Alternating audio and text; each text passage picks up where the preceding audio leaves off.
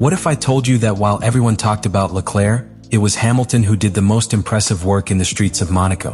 What tells us its evolution between FP1 and FP2 about its SF-25 adaptation and Ferrari's immediate future?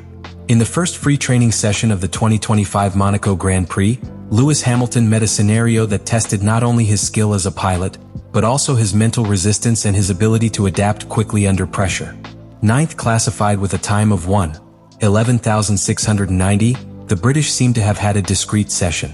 However, behind that figure a constant struggle story against variables escaped to their immediate control and that, however, managed to dominate record time for the next session. The SF-25 still showed obvious signs of immaturity in its configuration for a circuit as specific and demanding as Monaco. The stiffness of the chassis and an initial setup that did not prioritize mechanical traction on the curbs created an unfavorable synergy with the type of precise and aggressive conduction that Monaco demands. The nervous behavior of the car in sections such as Mirabeau and the Pool made each curve entrance a bet, where the minimum uncoordination could end in wall. The most illustrative incident occurred in the famous chicane of the Pool. There, Hamilton, trying to find the limit of the car, literally flew over the curb, leaving the car momentarily in the air before landing with a shake that would have compromised control of pilots with less experience. This flight was not simply a calculation error. It was the result of a combination of factors: the presence of traffic at the most critical moment of its fast return, an aerodynamic load not yet optimized for the high curve entrance angles, and the need to validate the tensile boundaries with a car that still did not respond as it should. From his radio, frustration was heard: "Ah, fuck both traffic. I have to return to boxes, I just passed over the curb." These words encapsulate the tension level that Hamilton faced. But beyond the tone of the complaint, the crucial here is the posterior reaction. Instead of falling into despair or simply accepting the session as a loss, Hamilton returned to boxes, analyzed telemetry along with his engineers and began to work immediately on how to rethink his approach to the FP2. This type of resilience is characteristic of the champions. In a scenario like Monaco, where the margin of error is minimal and where any incident can end up abandoning or in a bad qualification, Hamilton showed that it still has that competitive survival instinct. FP1 was not a failure. It was a real-time testing field, a simulation of extreme conditions where the most valuable information of the day was collected. Information that, as we will see later, would transform into tangible improvement in the next session. These types of actions are those that separate the great pilots from the good. And it is right here where the true narrative of what Hamilton is building with Ferrari in 2025 begins. The second free training session of the 2025 Monaco Grand Prix was not simply an improvement in times for Lewis Hamilton. It was an integral transformation that exposed its technical capacity, its competitive maturity, and above all, its instinctive adaptation in one of the most demanding contexts of the Formula One calendar. When passing from a 9th position in FP1 to an impressive 3rd place in FP2 with a time of 1:11.460, the change was not only statistical, it was strategic, emotional, and deeply symbolic. The difference of half a second in Monaco is equivalent to a revolution. This circuit, defined by its narrowness, its technical complexity, and the almost total impossibility of overtaking, makes each tenth of a second a treasure. And Hamilton not only found them, but did under pressure, demonstrating that his understanding of the SF-25 had evolved drastically in a matter of hours. The sector analysis by sector revealed a higher track reading.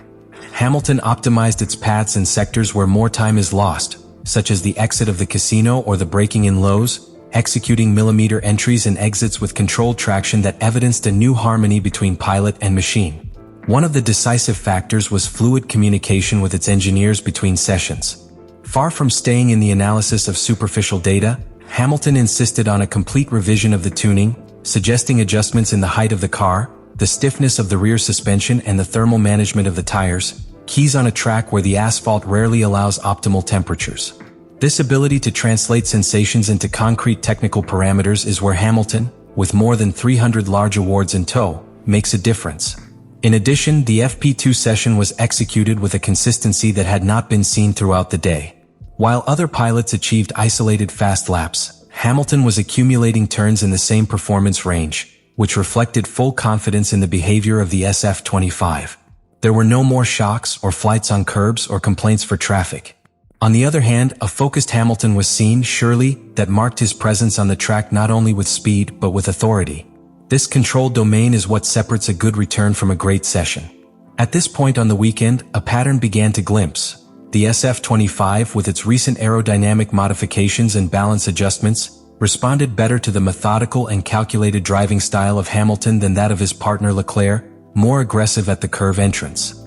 Ferrari, by introducing a hybrid configuration between the SF-25 and components of the SF-24, offered a car that required experience to be understood and used. And there, Hamilton knew how to read between the lines what the car asked. Thus, FP2 was not only a statistical relief, but a declaration of intentions. With this performance, Hamilton sent a clear message. It is prepared not only to compete, but to lead. He did not come to Ferrari to fulfill, but to resurface. And in the streets of Monaco, where every return tells more than in any other circuit, he gave his first big blow to the table in this new stage of his career. In modern Formula One, track performance does not depend exclusively on the pilot's talent or the gross power of the car. It is the result of a meticulous alchemy between precision engineering, adaptable strategy, and the emotional intelligence of who leads. In the case of Lewis Hamilton during the 2025 Monaco Grand Prix, this combination materialized with particular clarity in the FP2 session, and the key to everything was a perfect synergy between the veteran British pilot and the Ferrari technical department. One of the boldest movements of the weekend was the re-edge of the rear spoiler of the SF-24, a decision that, at first glance, might seem conservative or even a step back. But in reality, it was a master play. Ferrari understood that Monaco streets require a specific aerodynamic load level that SF-25 design did not effectively provide. The aileron of the previous model, tested and triumphant in this same circuit in 2024, offered a more stable aerodynamic profile at low speed, ideal for closed curves and sudden direction changes of the Monégasque layout. This change not only stabilized the car in braking, but also increased traction at the exit of curves, two critical factors in the competitiveness of a return in Monaco. Hamilton not only quickly understood the benefits of this change, but adapted his driving style to maximize him. Unlike pilots who need several sessions to trust a new component, he absorbed the differences in car behavior and adjusted his technique almost immediately. This involved modifying braking points, anticipating the weight transfer of the car, and recalibrating its sensitivity to the accelerator to avoid traction losses. In an environment where the slightest error is paid with a yellow flag or a contact with the wall, that speed of adaptation was key. It is also important to highlight the role of Ferrari's internal strategy in this session. Unlike what happened in the past, where the Italian team used to act reactively, this time they anticipated the changes in track condition and adjusted the sequence of Hamilton outputs to avoid traffic and maximize the benefits of the tire in its optimal window. This millimeter coordination between box and pilot is a sign of a Ferrari who has learned from his mistakes and begins to operate with the fineness of a championship team. In addition, the understanding between Hamilton and his engineers was tangible in each lap. From the choice of motor maps to the recommendations on the use of the ERS, the feedback was constant and bidirectional. Hamilton not only received orders, he debated, proposed adjustments, analyzed the evolution of track, and suggested real-time configuration variants. This type of technical leadership is not common and demonstrates that beyond their experience, Hamilton is still one of the pilots with the greatest analytical capacity of the grill. Monaco is not just a career, it is a declaration of principles. Each return in this historical layout is not measured only in times, but in precision, courage, and adaptability. Therefore, Lewis Hamilton's performance in the practice sessions of the Monaco 2025 Grand Prix acquires a dimension that goes far beyond the statistical. It is in this environment, where the slightest error costs very expensive and where talent undresses without filters, that the 7-time world champion has remembered the paddock and the world why its name remains synonymous with excellence. Its evolution from FP1 to FP2 was not a matter of luck or favorable coincidence. It was the product of a methodical process of analysis, correction, and execution. In the FP1, he faced a storm of adverse factors: excessive traffic, a car still in an understanding phase, and treacherous track conditions. But instead of frustrating or resigning, he used that session as an extreme test bench, a real-time diagnostic tool to discover what he needed to change, not only in the car but also in his personal approach. What happened in the FP2 was the surgical application of that learning. Each curve taken, each tight braking, each impulse in the accelerator was part of a choreography built with intelligence and experience. It was not simply trying to mark a competitive time, but about doing so with a consistency and security that only the great dominate. Hamilton did not go out to impress, he went out to build confidence. In his team, in his car, and in his ability to be the reference that once was now dressed in red. And this is the really important thing in Monaco. Here does not win the fastest in a straight line, but the one that can anticipate, read, adapt and execute without error margin. Hamilton, in these practices, did not earn a career, but recovered something equally valuable: the silent authority that only those who can impose respect without displays have.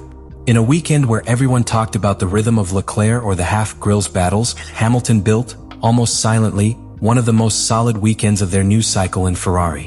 What we have seen is more than a technical improvement. It is the beginning of a narrative that can change the course of the 2025 season. Ferrari not only has a car that responds, but with a pilot who, even after years of glory and challenges, continues to demonstrate why he belongs to the cusp of motoring. And if what has achieved in Monaco's practices is only the beginning, then the rest of the championship could be about to witness one of the most shocking resurrections in the recent history of Formula One.